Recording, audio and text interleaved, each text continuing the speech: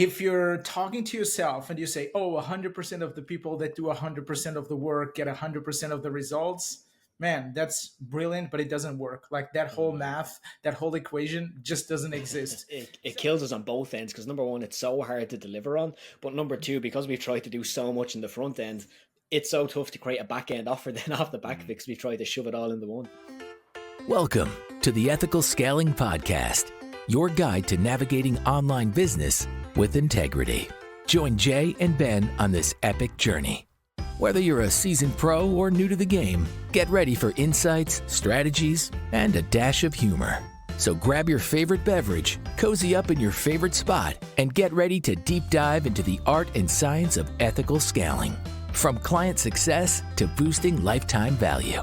Plus, learn how to turn clients into your best advocates. Ready to scale ethically? Let's dive in. All right, welcome back to the Ethical Scaling Podcast, Season 2, Episode 5. I got the number right.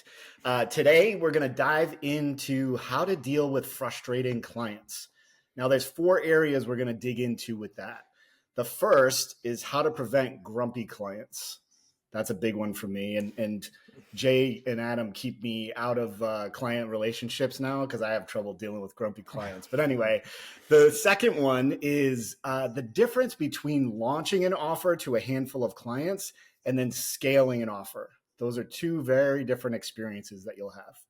The third one is when prevention doesn't work, then how do we have tough conversations with clients? All right.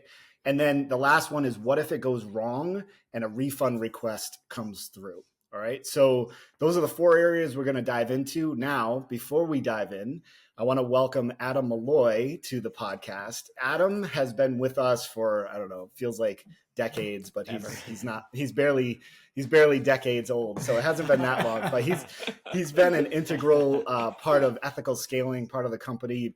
He's one of our lead consultants. So we wanted to have Adam on today to just share his experience, his wisdom. And let's dive in, gentlemen. Cool. Looking forward to it. So we can start with the first topic, which is we want to prevent grumpy clients because we don't want to be dealing with them. We don't want to be dealing with people that actually don't do the work. And again, I'm going to be repetitive. If you're talking to yourself and you say, oh, 100% of the people that do 100% of the work get 100% of the results, man, that's brilliant, but it doesn't work. Like that whole math, that whole equation just doesn't exist. So if you zoom out for a second and you're not going to judge yourself and you see that you have a bunch of grumpy clients in your journey, that they're going through it and they're actually not going through it because they're not seeing any momentum or results, how can we prevent that? And one of the first steps we do with every single client, it's a non-negotiable. I cannot remember one client we have worked with that we didn't do enough work on the journey to make sure it was repeatable, and that would prevent those grumpy clients. So Adam, do you want to chime in on what are some of the things we normally look at when we're trying to either rebuild or sometimes we basically have to restart building a new one, journey map for our clients? Yeah, it's funny you mention it because I think twice this week there's been similar sort of themes or topics coming up in conversations with clients. And a big one that came up particularly on one conversation was the owner's own realization that they kind of built their journey based upon, and I know we would have spoken about archetypes before, they built it with a doer in mind. You know, they kind of built the journey because I think most owners probably are doers to some capacity or have that ability to just get stuck in and get the work done. And so when they're building out their customer journey, they build it to, oh, what works for me? This is what I did, or this is what I would do. So let me do that as the steps. And we see when we bring that to the marketplace, then unfortunately there's a handful of doers and then there's all the other clients who aren't that. And it means it breaks. And then obviously it's going to be massively constrained at scale when you have coaches trying to run this process, etc. with teams. So typically when we look at the journey maps and building out those touch points and milestones, I'd always start with the ambition of like, it's great that you'll have doers who will come in and just do what you tell them. Don't build it just to serve those guys though, because you're going to miss probably the vast majority of your clients that you'll serve. Instead, we want to build it with the warriors, the followers in mind, so that we're not losing anyone and nobody slips through the cracks or through the net. Yeah, is that something you guys have seen as well? Mm-hmm. Yeah, I was just going to say one thing too that I think will be super helpful for a lot of owners, especially, and even client success directors, coaches. But what I do is I tend to check myself when I'm getting frustrated with someone. I go am I expecting this person to show up like me? Because that's almost always, that's like the beginning of my frustration with someone. Like, well, if this was me, I would show up this way, right? So what that kind of reflection does is just like, it takes me down a couple notches and gets me back to like compassion, you know? So I just wanted to throw that in, because I think it's a good starting point to be like, okay, I have this expectation that everyone's going to show up like me. That's not the case. How can I now move forward to really guide these clients in the most effective way? And I'm going to share an example, because I love when people can listen to us and they can see a real life example. Think about the bodybuilder. The bodybuilder goes to the gym, follows that crazy diet, very detailed, like adherence is probably 100%. They get some good results. They become suddenly an influencer. And then I'm going to coach people, and they find a stay-at-home mom or a working mom with 4 kids, and they send them the same diet. So the same journey. And then they get frustrated. Oh, why is she not seeing the results? Like, dude, but maybe because the way she shows up and the journey she should be going through is very different from yours. Your life revolves around the gym. Hers is not like that at all. And that's a great example. I just wanted people, because most people will understand, oh yeah, I've seen that before and it doesn't work. This is why creating a journey that can serve the majority of people you basically work with is going to be helpful. If that bodybuilder example, he would just prep other bodybuilders, fine. Maybe it works because he's serving a very similar audience, either from a goals perspective, aspiration perspective, or even from a mentality and archetype perspective. But when you try to serve a broader market and you assume that you're just going to be dealing with doers, you're going to set yourself up for failure. And then you're going to get frustrated. And then you're going to, I need to launch a new business or a new offer, instead of just thinking, no, your offer might be great. You just need to revisit your journey. So I don't want to go down the rabbit hole of like mapping live here in the podcast, a journey, but what are some critical elements that every journey should have, Adam? First, starting off is implementation pathways. And you may have multiple. Like that bodybuilder example you gave is perfect, Jay. Like if we have just one journey, we think everyone's going to fit it, probably not going to be the case. So one offer might have 2 or 3 pathways that we can send clients down. That's going to give not just an easier experience for you as the coach to help guide them through, but for the client, it's going to feel like a much more personalized and custom experience. And an easy example is like, imagine you're running an offer to help people build a business and make their first 10K. Well, one pathway might serve clients who already have an existing audience, and we can just leverage that current organic audience to sell to. And another pathway could be, hey, this person has no audience, and so we need to do some lead gen and get some actual people to sell to first. And it's like they'll cover similar topics throughout the journey. It's not that we have to recreate a whole new training portal and a bunch of content, but it might even just be the sequence that we get them to move through that in, changes a little bit, and it serves them much better and suits them at what they need at that moment. So I'd see that being like the ideal starting point. One quick question, Adam.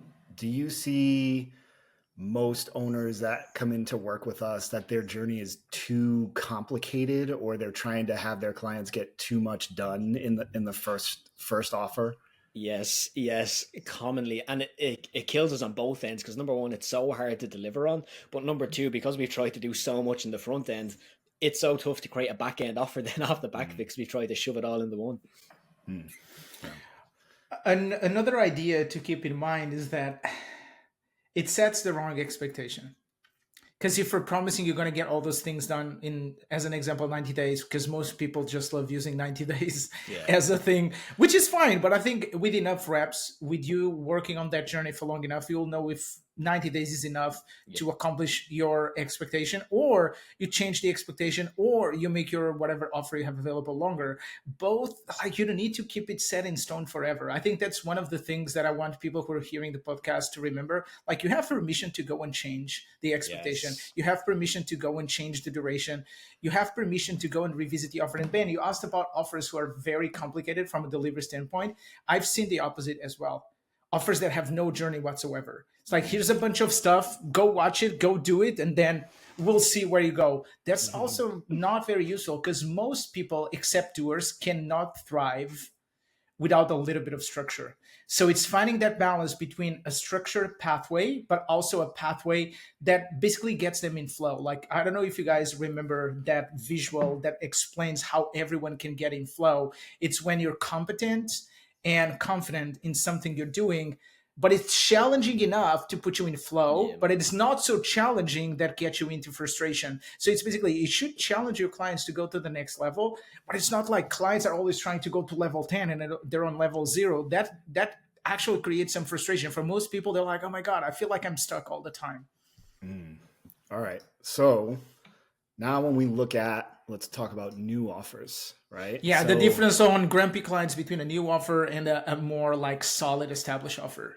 Yeah. So how do we really, when an offer is new, right? It's like, okay, well, I did the journey as an owner, ideally, right? You have some experience going through this process yourself. How do we even start and make sure that those first clients are really taken care of, expectations are met? What are the key things that we need to focus on there? I'm going to chime in here. I think it's important to understand that most people that have a service-based business and they moved from testing and validating an offer to actually having a validated offer, most of them didn't push like anything crazy. They just did some form of consultancy. They had no journey. They know what's the goal. They had enough time, enough bandwidth to spend time with their clients and to get them to whatever end goal the clients wanted to get to. And that helps. And I think that's great. We shouldn't skip that part because that's the data collection portion of what you're going to do with clients. Also, we need to remember the fusion of innovation.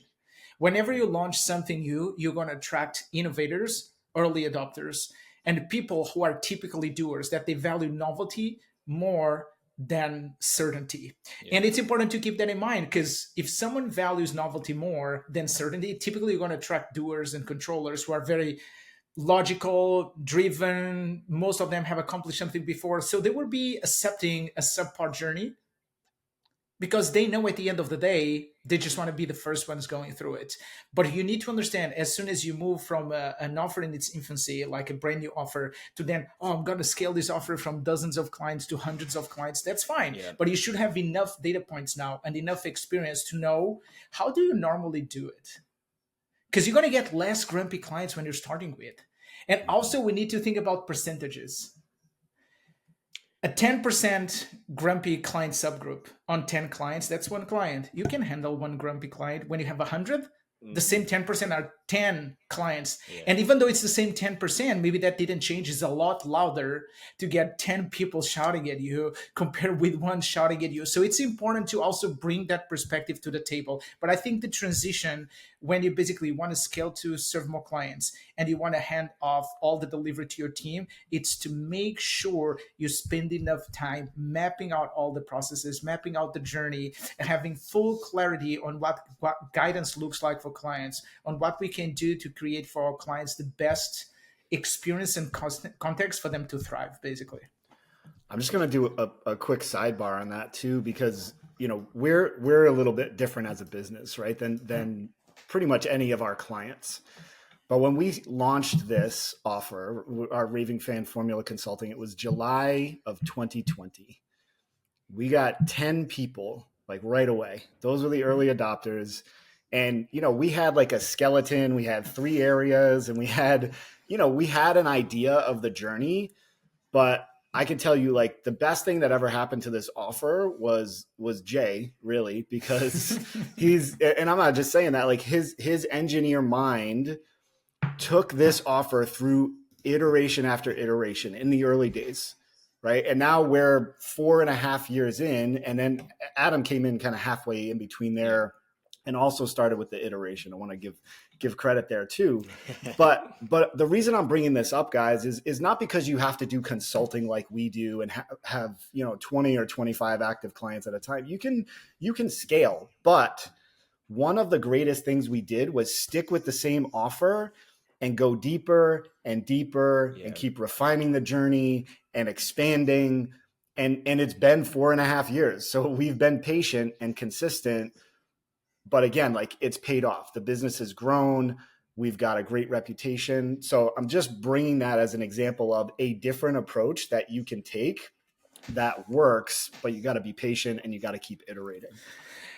I think there was something that I think it's also relevant, because some people tell me like, oh, but I need to change the offer. My marketing is not working. Yeah, we did change our marketing and packaging for our offer without changing the offer, because we don't need to change the experience we know works for our clients, because we were going through a different path that most people go through, which is like everyone that kind of understands they should be working with us, they love it. Our problem is to get more people to resonate with our message and with the outcome. So basically, if I'm going to use some marketing jargon here, we were putting ourselves out as a vitamin. And when we did some work in our marketing and packaging, we moved from a vitamin to a painkiller. But we didn't change the offer. Of course, if you understand marketing a little bit and if you own a business, you'll understand like it's going to be much more urgent to take a painkiller than it is to take vitamins. If you have pain, you're going to take your painkiller. If you need to feel healthier and take a vitamin, you might do it one day or two, but maybe today it's not a priority and you forget it, then you start again next week. So the biggest takeaway here was you don't need to change the deliverability and what you're doing in your deliverables just to change your packaging and marketing. Sometimes it's quite the other way around. You stick to your marketing because it's working well, and you need to actually change your delivery to actually match what your clients are looking for and what they're expecting. But even when we do all of these, guys, we know that it's not going to be 100% perfect. And we tell our clients, we're going to create the best conditions so that you don't have to deal with grumpy clients at all and complaints and refunds and stuff like that. But every now and then, you get people that are lazy. Humans are lazy by default. They don't take the necessary actions. If that was not the case, man, the gyms wouldn't be full. The gyms wouldn't be active. They wouldn't be selling like 10 times more like subscriptions than the ones they can handle. They can just do that because people just sign up and they don't show up. So Adam, question for you is like, when we have like the journey, it's not in infancy anymore. It's a little bit more flashed out. We have like dozens, if not hundreds of clients going through it. We'll have like grumpy clients here and there. How can we be more proactive with some of those difficult conversations where we need to discuss expectations, reset expectations, and basically just call out politely some of our clients who are actually not making the progress they should be making? It's a great question. There was one thing I wanted to mention before getting just to that, because it's something that you said to me, Jay, months back, and you've said it to dozens of clients as well, but I just think it's such a crucial point to understand that transition from a new offer in its infancy to a more mature business is the differences between growing and scaling. And knowing when we're in a growth phase, as in we're just pumping more numbers and getting more through, versus scaling is not just getting bigger numbers, it's getting more outputs from the same inputs. And I think like understanding it from that perspective, just for business owners to understand, am I in a growing season or am I truly in a scaling season? Because they are different. And I think what you can expect to get from clients in terms of success, in terms of escalations, in terms of these challenging situations, you can probably expect more of that during the growing phase, because you're testing and figuring stuff out and getting feedback, versus when we're in the scaling phase. That's when we really want to have things dialed in, so we know exactly what kind of numbers and KPIs we're working with. Because that will reduce the number of inefficiencies, because that's the definition of scaling. It's like reducing the number of inefficiencies and reducing the medium time between failures. That's the technical term that you use in systems engineering world. Basically, you want to reduce, you want to make sure that a failure here would be considered an escalation. We want to have less escalations over time, and we want them to be more spread out over time. I don't want to have like escalations daily, even though I might have more volume. If I'm lowering the percentage of escalations, I should have less, even if I increase the volume. So piggybacking on that, if you need to jump on a call with the client and to basically help them handle a reset, what would be a simple framework that the listeners could go and implement or give their team to implement right away? Cool. So I would say one thing that Ben told me very early on that has stuck with me is, if you get this gut feeling that things feel a little bit off with that client, chances are the client is probably feeling the same thing too. And so us as the coaches, we want to be the ones to step in proactively and have that conversation, and not take a back step and wait for 2 weeks, a month, and then the client asks for a refund or ghosts us, and then we're dealing with a different situation. So being on the front foot coming into these conversations gives us a lot of power, but it also helps build a lot of trust and rapport with the clients. And I think that's important to keep in mind from a mindset perspective, stepping into the conversation, is we're not getting on this call to like blast the client or be a persecutor ourselves. It's because like we genuinely care. We want them to succeed. We want them to work. And so kicking off the call and getting on it, I'd always want to start from a perspective of setting the scene, to like, this is not going to be me jumping on to try tell you how bad you are, right? This is me collaborating with you to try figure out what we can do moving forward. And so I think kicking it off with a solid agenda like that is like, hey, look, I just wanted to grab some time. I know you've been in the program a few weeks now, a couple of months, whatever else. And I wanted just to have an opportunity to check in, like put in progress aside and everything else. I just want to see where things are at, how you're feeling. Maybe I've noticed a couple of things, and I just want to have a conversation to see where are we at and what we can do to support you moving forward. And it's kind of like disarming the client, taking the situation. This isn't going to be an argument back and forth where we start throwing virtual fists at each other. This is genuinely two of us here to see what we can do to help. And then from there, the client will generally open up, share some information, what's going on, whatever. And that's fine. Sit back, listen actively, like take on board what they're saying. I think that can be an important moment for us as the person on the coaching end of this conversation, to not get into self-deception in that sense, right? Of not letting ourselves get into a point of like judging the client, or like just trying to stay neutral and like hear it from their perspective. And then from there, what I've always found to be such a powerful like conversation pivotal moment here is when we start to like re-engage with the initial goals for the engagement and like help the client to check back in. Why did I sign up for this in the first place? Like, what was that reason? Because I think, especially with the warriors and the followers, they can sign up, get super motivated, and then life goes on as normal. They get stuck in the day to day, things get busy, and they kind of lose sight of the bigger picture for why we're here. So if we can just take that couple of minutes, say, hey, Jay, for example, look, when we first spoke on your kickoff call a month ago, you told me that you wanted to join this program to achieve this goal. And once you'd achieve that goal, it would give you the ability to move to a new house, to support your parents, put your kids in this school, whatever it might be. I just want to check in. Is that still the same, or has that changed? And that can be a really pivotal moment, because most of the time the client is like, oh no, it's still the same. Like, that hasn't changed. I still want to achieve the goal. Great. So if we still want to achieve that goal, this is where we're at now, right? This is what we have left to go. And if we keep going the way we're going, you're not going to be at that goal at the end of this program. And I don't want that for you. I want to figure out what we can do now to get things moving forward. And that's where we can then start the conversation around what's the action plan? What's the next steps? What do we need to do to get the client back on track? But sometimes I think as coaches, we're too quick to try jump to that and just say, okay, how can we get the plan in place? And if we don't take the time for us to have the initial conversation and open things up and re-engage the client, it generally doesn't lead to any sort of positive outcomes off the back of it for the client. I think one last challenge that some of the listeners can go through, it's like, I love the framework. I could see myself implementing the framework, but then they struggle to be proactive. So they use the framework too late, and it doesn't work as well as it could. And the main reason I found for people to not take that proactive action is they're attaching their self-worth to the outcome of that conversation. So I don't want to have that conversation with my client, because if my client gets angry, it means that I'm not good enough.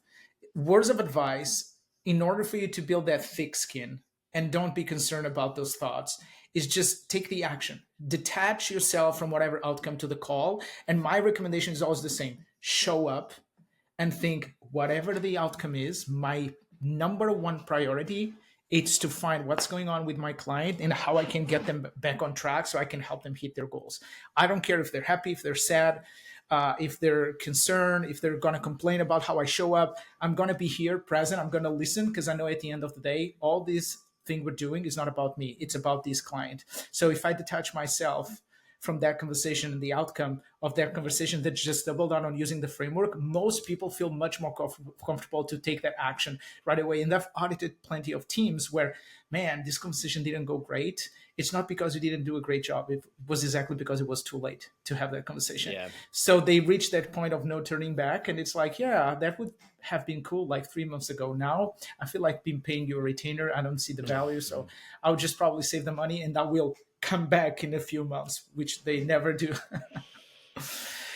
There will be times that doesn't sort the whole issue, and you still might see a refund request coming through. Like, no business is going to be perfect. Like, all business can go through moments where you can get a refund here and there. Of course, the goal is to get as the least amount of number like of refunds. You don't want to be getting refunds, but if you get, Adam, what would be some recommendations on how to handle, as a client success leader or as an owner, if you have like a smaller business and you're the owner, you're still involved in delivery, what would be some recommendations here on how to handle a refund conversation when you're dealing with grumpy clients, which is the main topic of today?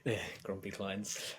I'll assume there's not a guarantee in place, because I know guarantees are still popping around the marketplace, and obviously that adds some clarity in some cases, but also some complexity in other cases around that. So putting guarantees to the side, if I had a client who is for whatever reason dissatisfied or unhappy and has got to a stage where we've had a refund request, unfortunately now we have to be reactive. And I think that's why, as coaches, our mindset, our aim is to always be proactive and preventive if possible, but there's always going to be an element of reactivity, and that just comes with it.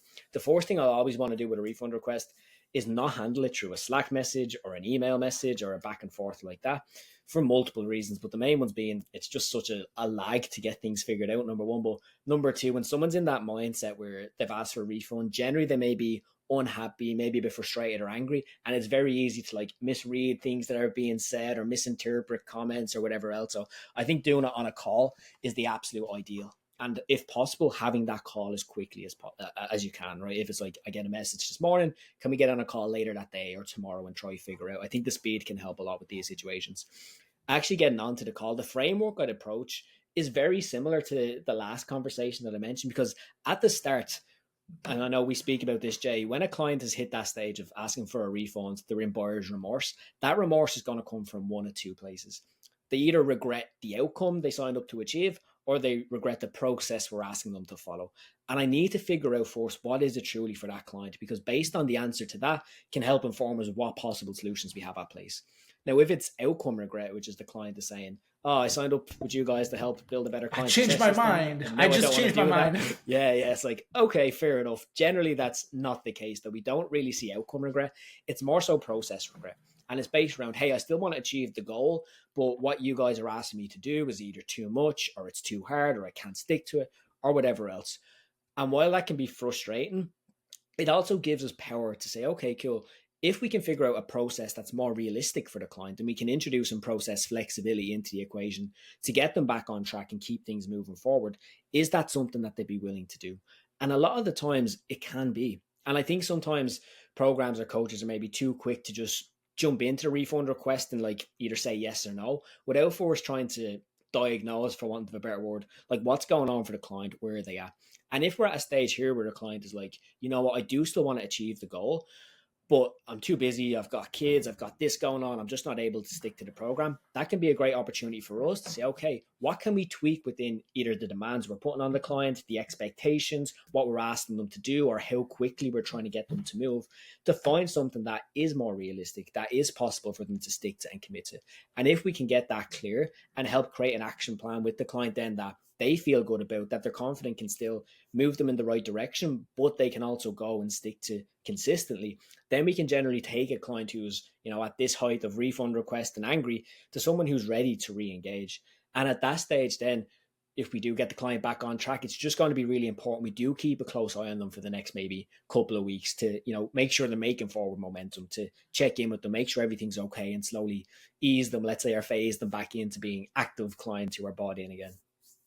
So basically match the urgency instead of taking you like either 3 weeks to respond or responding in Slack via message. So match urgency and use the right channel, be non-judgmental, and just help the client zoom out and look at what's coming, understand the source of regret, if it's outcome or process, and find the best action plan for the client moving forward. Because even at the end of the day, if you decide to give them a refund, they're going to leave much happier because they had that conversation with you. And then you're going to preserve your reputation. At the end of the day, I don't want to refund someone and then still deal with bad reputation. If I'm refunding someone, at least I want to keep my reputation intact so I don't have to deal with both losses.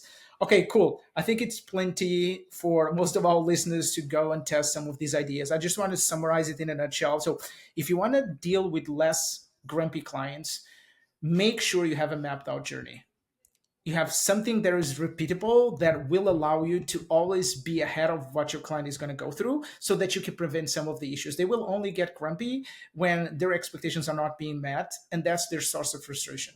Number two, understand that when you're launching a brand new business and offer, the needs and the wants will be slightly different to when you actually scale that offer to a broader audience, to more clients. So keep that in mind. Don't try to create something that is going to be perfect forever, because that's going to change as soon as you start scaling. Number three, be proactive.